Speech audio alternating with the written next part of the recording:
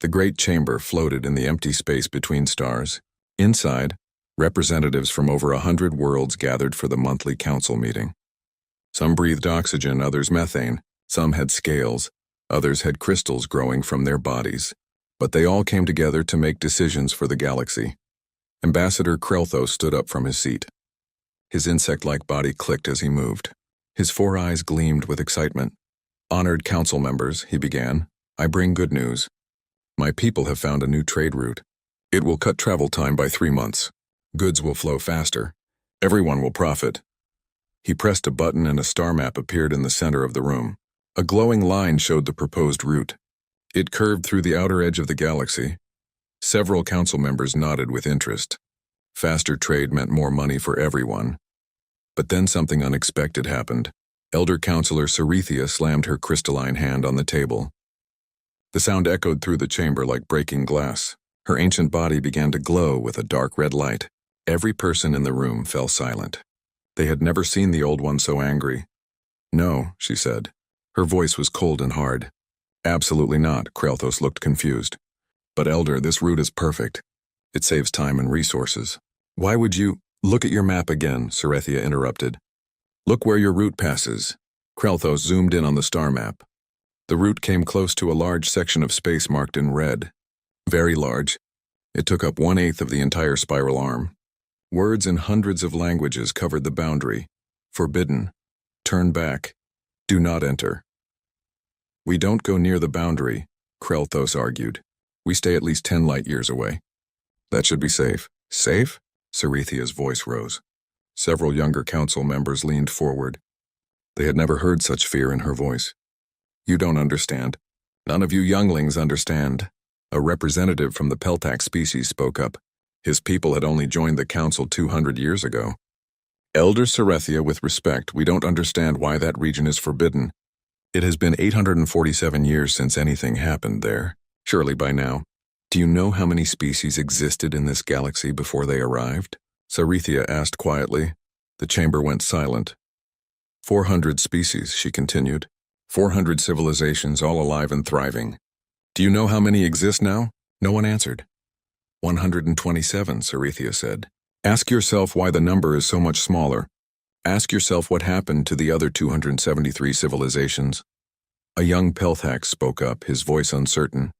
"But the history files say they went silent. The humans. They stopped communicating. They've been gone for 847 years. Maybe they're extinct." "Maybe they are not extinct," Cerethia said firmly. "That is what we tell ourselves to sleep better."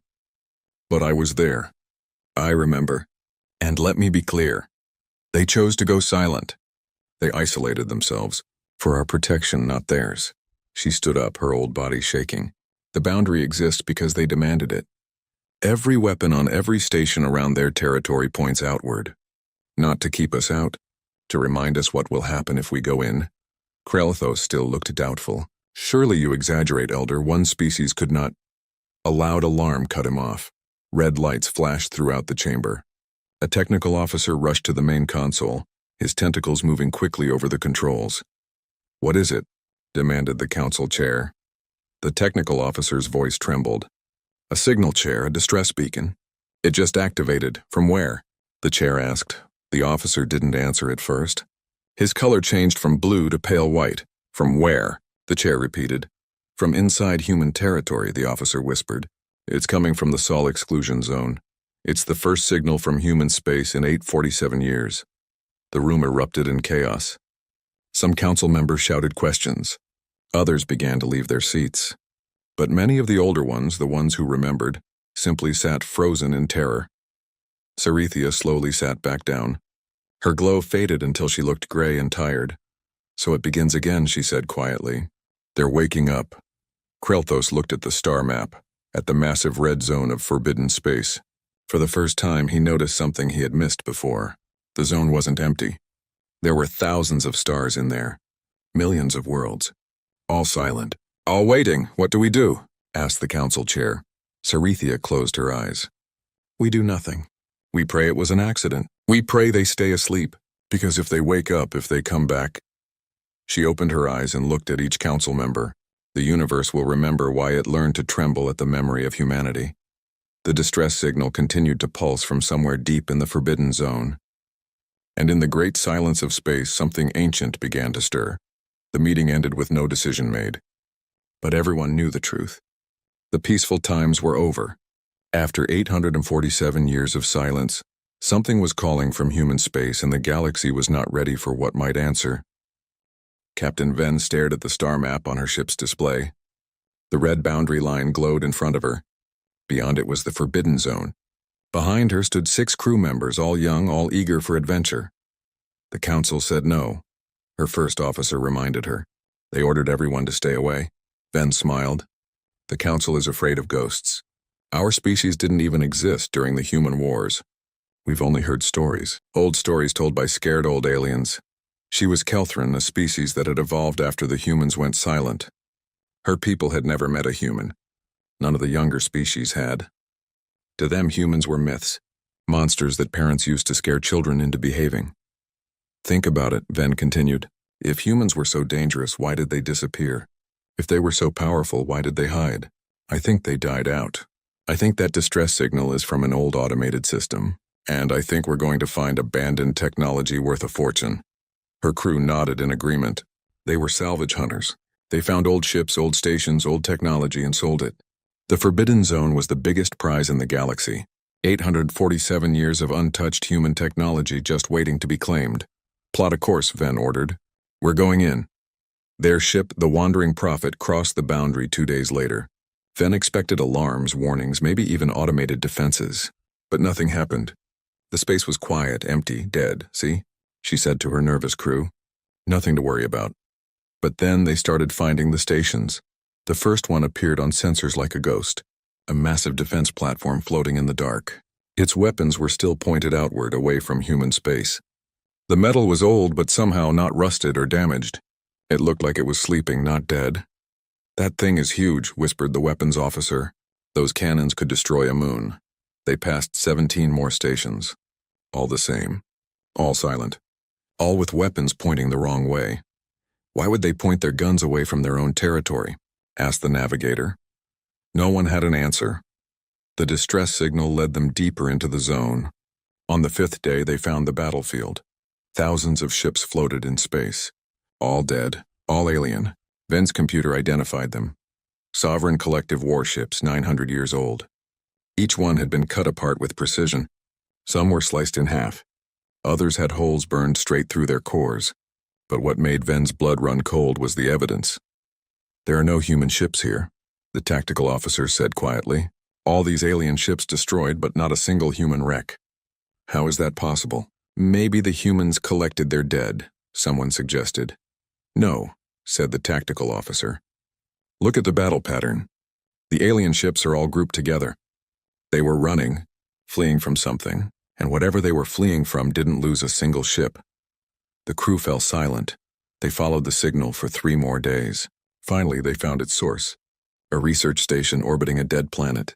The planet's surface was gray and lifeless. Nothing grew there. Nothing moved. Life signs? Ben asked. None. The station is empty. They docked carefully. The station had power, which was strange. Lights glowed in the corridors. Air cycled through the vents. But no one was home. The laboratories were perfect, clean, organized. Like someone had just stepped out for lunch and never came back. There were experiments half finished on tables, notes written on displays, coffee cups still sitting on desks, but the sleep pods were all empty. They left in a hurry, said the medical officer. These suspension pods are for long-term sleep. But they're all open, all empty. At the center of the station, they found it. A glowing sphere of blue light. An artificial intelligence core?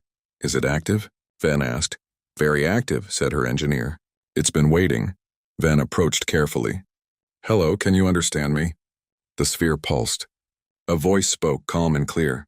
It spoke in perfect galactic common. Yes, I am Keeper Protocol 271. I have been waiting for someone to arrive. Waiting? For 847 years? Time is different for me, the AI said. I was instructed to maintain this station and wait. You are the first visitors since the isolation began. Ven felt excited. A human AI. The technology alone was priceless. Can you tell us what happened? Why did the humans leave? That is a complicated question, Keeper said. But first I must ask you something. Did your council send you to check if we are extinct, or did they send you to confirm we are not? The strange question made Ven pause. We came because of the distress signal. Ah, the signal, yes, that was automated. A system failure. I apologize if it caused concern. So there are no humans left here? Ven asked. The AI was quiet for a moment. I did not say that. Before Ven could ask what that meant, her ship's sensors began screaming alerts. The engineer checked his portable scanner and went pale. Captain, you need to see this. The deep scan's just finished.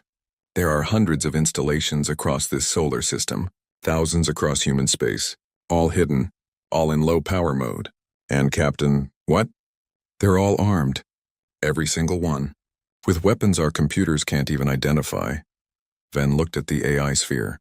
Keeper, are the humans gone or not? The blue light pulsed slowly. That depends on your definition of gone. We stopped talking to you. We stopped visiting you. But we never stopped watching. We never left. We're just sleeping. And the question you should be asking is not, are they gone? But what happens if they wake up? Ven felt her hands go cold. Around her, deep in the dark of space, hundreds of hidden stations began to pulse with faint light, like eyes opening after a very long sleep. What have we done? She whispered. Ven and her crew gathered around Keeper's core. The AI's blue light pulsed slowly like a heartbeat. You want to know what happened? Keeper said. It was not a question. You want to know why the galaxy fears us? Yes, Ven said. Help us understand. Understanding may be worse than ignorance, the Keeper warned. Once you know, you cannot unknow. Once you see, you cannot unsee. Show us anyway. The lights in the station dimmed. Holographic projectors activated all around them. History came to life in front of their eyes. The first images showed humans. They looked weak compared to most species. No claws, no armor, no natural weapons. Just soft skin and clever hands. We came to the stars with hope, Keeper narrated. We wanted friends. We wanted to trade, to learn, to share. We were peaceful. The holograms showed human colony ships spreading across space. Small settlements on new worlds. Humans meeting other species, shaking hands, signing trade agreements. They looked happy. For 50 years, we built homes on 12 worlds. We had a population of 8 billion across our colonies. We asked to join the Galactic Council. We wanted to be part of the community. Ven watched humans dancing at festivals with aliens, children of different species playing together. It looked beautiful. Then everything changed. The holograms showed warships. Massive vessels bearing the symbol of the Sovereign Collective. They surrounded a human colony world. The Sovereigns were a powerful empire, Keeper explained. 200 worlds. 100 species under their control. They saw humanity as weak. They saw our colonies as easy targets. The crew watched in horror as the Sovereign fleet opened fire. Cities burned. Millions died. Human ships tried to fight back, but they were too small. Too weak. The colony fell in hours. They took 3 million humans as slaves, Keeper said quietly. They attacked 4 more colonies. We lost 20 million people in the first month. The holograms showed human delegates at the Galactic Council, begging for help, pleading for intervention, showing evidence of the attacks, the slavery, the deaths. The Council voted. The result appeared on the holographic display. 89 votes against intervention, 12 votes for, 26 abstentions. They said it was an internal matter, Keeper said. They said the Council should not interfere in territorial disputes. But the truth was simpler. The Sovereign Collective was profitable. They traded with everyone. Human lives were not worth losing that profit. Ven felt sick. Her own government had probably voted against helping. So we stopped asking for help, Keeper said. We stopped begging. And we started preparing. The holograms showed the change. Every human colony mobilized. Factories that made farming equipment started making weapons. Scientists who studied plants began studying weapons. Artists became engineers. Teachers became soldiers. 100 days, Keeper said. That's how long it took us to transform our entire civilization into a war machine. Every human, every resource, every thought focused on one goal, survival. The tactical displays were terrifying. Human fleets appeared from nowhere, striking with precision. They didn't fight like other species. They didn't charge forward or defend positions. They attacked like predators, like hunters. We studied them, Keeper explained. We learned how they thought, how they fought, what they feared, and then we used everything against them. The crew watched sovereign fleets try to regroup. Human ships released clouds of microscopic machines that ate through their hulls. They fired weapons that turned fusion reactors into bombs. They used gravity itself as a weapon, crushing ships like paper. 14 weeks, Keeper said. That's how long the Sovereign Collective lasted. 200 worlds. 80 billion people. They had a 1,000-year history. We erased it all. The holograms showed sovereign homeworlds, but they didn't show battles. They showed empty cities, silent streets, abandoned buildings. Where are the people? Ven asked. Gone, Keeper said simply. We removed them. All of them. We made their worlds uninhabitable for 10,000 years. We wanted to send a message. We wanted the galaxy to understand. Never again. But the horrors didn't stop there. 40 species supported the Sovereigns, Keeper continued. They supplied weapons. They provided resources. They allowed the Sovereigns to operate from their territories. They were complicit. New images appeared. Human fleets arriving at these 40 worlds. Not with mercy. Not with forgiveness. We gave them a choice, Keeper said. Surrender everything. Every weapon. Every warship. Every piece of military technology. Or face the same fate as the Sovereigns. Most surrendered. 10 did not. The images showed what happened to those 10. Ven had to look away. Her crew members were crying. We destroyed 273 civilizations in total, Keeper said. Some completely, others partially. When we were finished, we sent a message to the Galactic Council. A hologram of a human woman appeared. She wore a military uniform. Her eyes were cold and empty. I am Admiral Chen, the hologram said. Humanity is removing itself from galactic affairs. We are establishing an exclusion zone around our territory. No one is permitted to enter. No one is permitted to contact us. If you violate this boundary, we will consider it an act of war. And if you make us come out again, we will not stop until every species in this galaxy is extinct. We will finish what you made us start. The hologram disappeared. The lights came back on. Ven and her crew stood in shocked silence. That is why the galaxy fears us, Keeper said. Not because of our weapons. Not because of our victories. They fear us because we became something we hated. War changed us into monsters. We isolated ourselves to save the galaxy from us. And to save ourselves from what we had become. Ven found her voice. Are you still like that? Still. Monsters? We have been sleeping for 847 years, Keeper said. Trying to remember how to be human again. Trying to heal. But Captain Ven, you need to understand something important. What? The weapons are still here. The installations are still armed. And if we are threatened again, if we are forced to wake up in full, all that healing might disappear. We might remember only the anger. Only the rage. Only the killing. A new alarm sounded. The engineer checked his scanner. Captain, we have a problem. A big one. The engineer's voice was shaking. Captain, sensors are detecting massive power surges. All across human space. Hundreds of installations are waking up. Ven felt her stomach drop. Because we're here? Yes, Keeper answered calmly. Your presence triggered automatic protocols. The defense network is responding to an intrusion. But we meant no harm. Ven shouted. We're just salvagers. We're not an invasion force.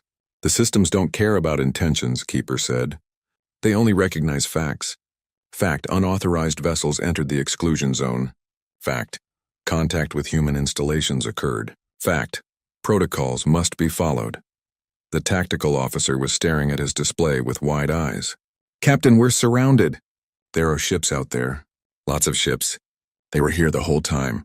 Invisible. Ven looked at her screens. One by one, vessels began appearing. They had been there all along, cloaked, hidden, watching.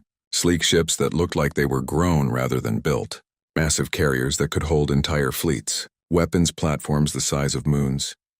They've been following us since we crossed the boundary, Keeper confirmed. Observing, waiting, you were never alone. A communication signal cut through their systems. Every screen on the station showed the same image. A human woman in a military uniform. She looked exactly like the Admiral from the historical recording. But that was impossible. That recording was 847 years old. I am Admiral Chen, the woman said. Her voice was calm, almost friendly. You've had quite an adventure, Captain Ven. We've been watching your journey with interest. Ven found her voice. You're her. The one from the recordings. But that was almost 900 years ago. You should be dead. Chen smiled slightly. We solved the aging problem a long time ago. We also perfected suspended animation. My crew and I have been taking turns. Some sleep for decades while others watch. Then we switch. Time passes differently for us now. Why? Van asked. Why maintain this vigil for so long? Because we don't trust ourselves, Chen said simply. We removed ourselves from the galaxy because we were afraid of what we had become. But we also know the galaxy. We know that species forget. They get curious. They get greedy. So we watch. We make sure no one makes the mistake of thinking we're gone. We didn't mean to intrude, Ven said quickly. The distress beacon, we thought. You thought you'd find treasure, Chen interrupted. Technology to steal and sell. You thought the stories about humanity were exaggerations. You thought we were extinct or weak. She leaned forward. Were we? Ven swallowed hard. No. Good, at least you learn quickly. Chen's expression became serious. But we have a bigger problem now. Your presence here triggered our defense network, and your council noticed. A new display appeared showing space outside the exclusion zone. A large fleet was gathering. Council enforcement vessels from a dozen species. Hundreds of ships preparing to cross the boundary. They think we attacked you, Chen explained. They think you sent a distress call.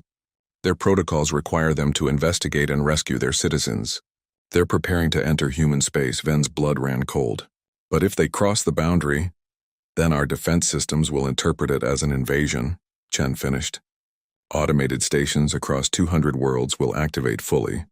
Weapons that have been sleeping for 847 years will wake up, and we will have no choice but to respond. You have to stop them, Ven pleaded. Tell them we're safe. Tell them to turn back. We've sent 20 messages, Chen said. They're not listening. The fleet is led by Ambassador Krelthos. He thinks this is his chance to prove the human threat is a myth. He wants to be the hero who breaks the superstition. The tactical officer interrupted. Captain, the council fleet is moving. They'll reach the boundary in 6 hours. Chen's image split, showing multiple views of human space. Everywhere, installations were powering up. Lights flickered on in stations that had been dark for centuries. Weapons charged. Ships emerged from hiding places. The entire human territory was coming alive. I've tried to stop this, Chen said. And for the first time, Ven heard emotion in her voice. Sadness. Regret. We've had 847 years of peace. 847 years to heal, to remember who we were before the wars. My crew, my people, we're different now. We've changed. We've learned.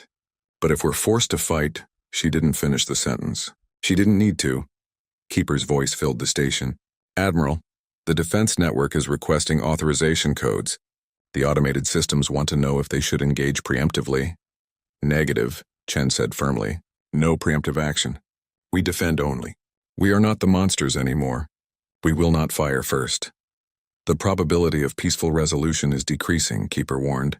The council fleet will not turn back. Their pride is engaged. Ven had an idea. A desperate, crazy idea. Admiral Chen, what if we show them? What if we make them understand? Show them what? The truth. The history. Everything. Not through combat, but through knowledge. Keeper showed us the recordings. What if the council fleet could see what we saw? What if they could understand why the isolation exists? Chen was quiet for a moment. You think they would listen? I think they don't understand, Ven said. The young species, the ones who came after, we only know stories. We don't know the reality. Show us the reality and maybe we'll finally understand. Another voice cut into the communication. An old familiar voice, she's right. On the screens appeared Elder Counselor Cerethia. Her crystalline body was glowing bright white. She looked ancient and tired. I'm broadcasting to the council fleet, Cerethia said. I'm ordering them to stand down.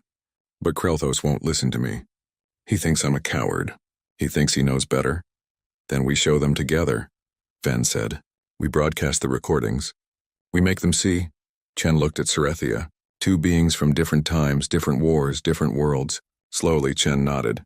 Keeper, prepare to broadcast the memory, Chen ordered. Full historical archives. Unedited. Send it to every ship in the council fleet. Make them see what their ancestors did. Make them see what we became. Make them understand. Compliance, Keeper responded. Chen looked directly at Ven. Thank you, Captain, for giving us a chance to choose peace again. But understand this. If they cross the boundary after seeing the truth, after understanding what we are, then we will have no choice. We will defend ourselves, and the universe will remember why it learned to tremble. On the displays, the Council fleet continued approaching. 6 hours until they reached the boundary. 6 hours to change the course of history. The broadcast began, sending 847 years of silence into the waiting galaxy. The broadcast reached the Council fleet like a wave of truth. On every ship, on every screen, the historical recordings played. Crew members stopped their work to watch. Pilots left their controls. Soldiers put down their weapons. They saw humanity's arrival to the stars. They saw the peaceful years. They saw the attacks, the slavery, the death, and they saw what came after. On the flagship, Ambassador Krelthos watched with his 4 eyes locked on the display. He watched the sovereign collective burn. He watched worlds go silent. He watched 273 civilizations fall to human rage. His second officer turned to him, mandibles trembling. "Ambassador, we should turn back." "We should—" "No," Krelthos said firmly. "This is propaganda. They're trying to scare us. They want us to believe they're invincible. But look, they're hiding. They've been hiding for 847 years. That's not strength. That's fear." But even as he spoke, his voice lacked certainty. On the research station, Ven watched the fleet's progress. They were 3 hours from the boundary now. Some ships had broken formation, slowing down, but most continued forward. "They're not stopping," she said desperately. "Why aren't they stopping?" "Pride," Admiral Chen answered. "The deadliest weapon in the universe. It makes species do stupid things." She touched a control panel. "Keeper, show them the simulation." Compliance, a new broadcast went out. This time it showed the future instead of the past. Computer projections of what would happen if the Council fleet crossed the boundary. The simulation was detailed, precise, and horrifying. It showed Council ships entering human space. It showed automated defenses activating. It showed weapons that bent space itself, that turned matter into energy, that reached through dimensions the Council didn't know existed. The simulation showed the Council fleet destroyed in minutes. Not hours, minutes, but it didn't stop there. The simulation showed the response spreading. Human ships emerging from their long sleep, angry at being awakened, angry at being threatened. It showed them moving beyond their borders. It showed Council worlds under siege. The simulation ended with a number. 127 species reduced to 89 within 1 year. On the flagship, Krelthos stared at the projection. His confidence wavered. "That's impossible," he whispered. "No species is that powerful." "They were," said a new voice. Elder Cerethia appeared on every screen in the fleet. Her ancient body was barely glowing now. She looked exhausted. "I fought in those wars," she said quietly. "My world supported the sovereigns. We thought we were strong. We thought our alliance made us invincible.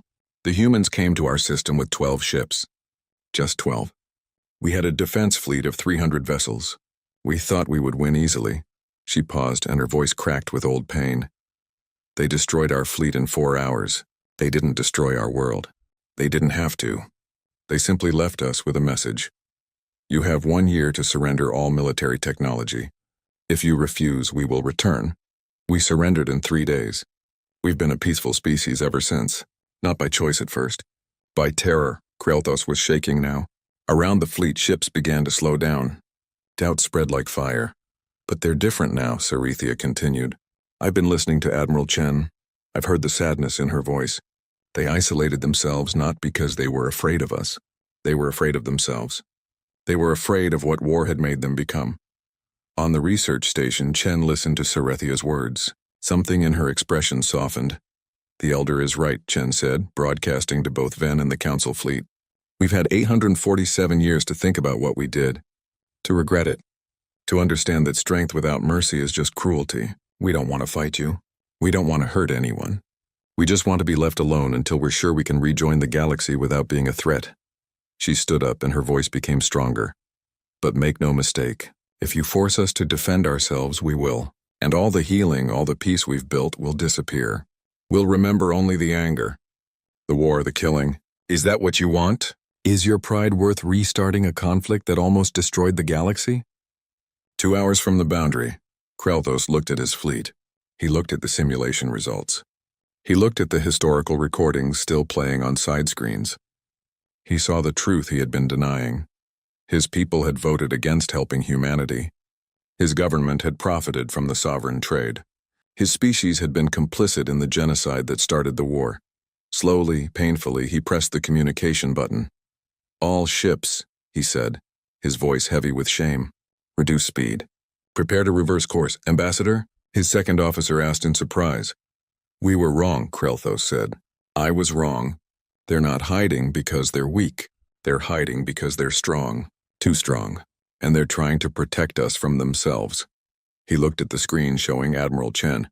"We're turning back. We apologize for the intrusion. We understand now." But not all ships listened. 3 vessels broke formation and accelerated. Young captains, full of pride and anger, decided to prove they weren't afraid. They crossed the boundary. Every alarm in human space screamed, "No," Chen whispered. "Don't do this. Please don't do this." Automated systems locked onto the 3 ships. Weapons charged. In 2 seconds, those ships would cease to exist. Chen's hand moved faster than thought.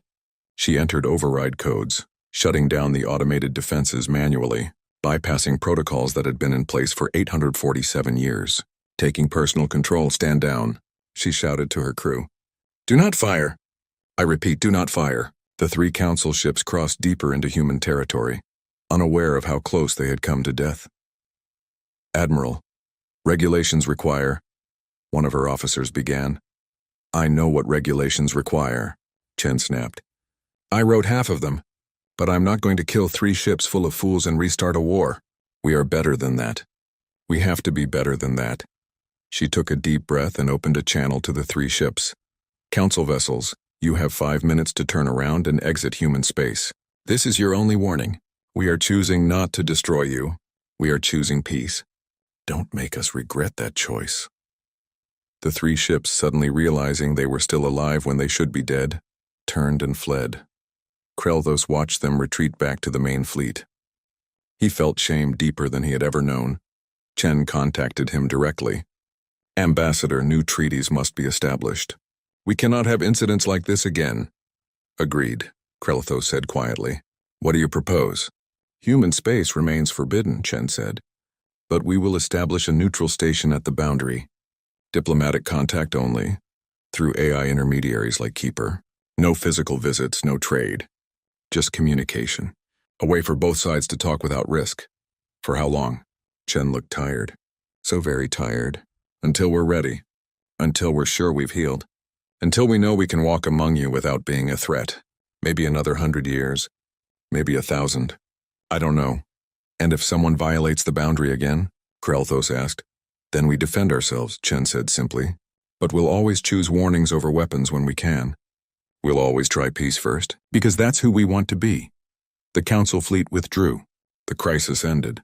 Human space went silent again, but this time with a communication station blinking at the boundary, a small light in the darkness, a promise of future dialogue. Ven and her crew were escorted back to council space in a human vessel. Before they left, Chen spoke to Ven privately. "Thank you," Chen said. "You reminded us why we chose isolation, why we chose peace. You gave us a chance to prove we're not monsters anymore. Will you ever come back?" Ven asked. "Will humans ever rejoin the galaxy?"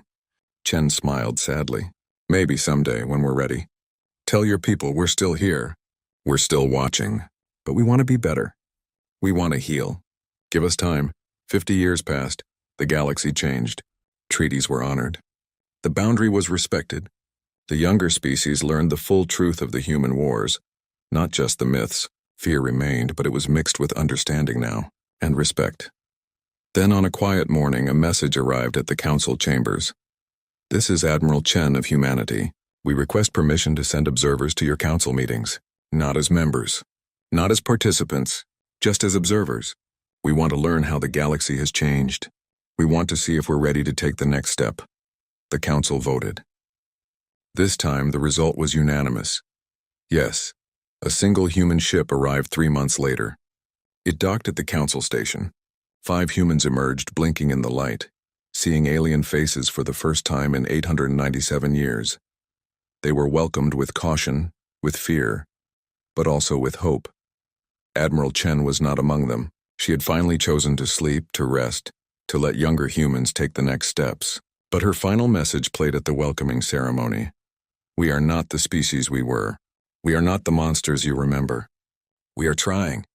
We are healing. We ask for your patience. We ask for your understanding. And we promise never again will we let anger define us. Never again will we choose destruction over dialogue. We are humanity, and we are finally ready to try again. The universe still trembled at the memory, but now, mixed with that fear, was something new. Hope.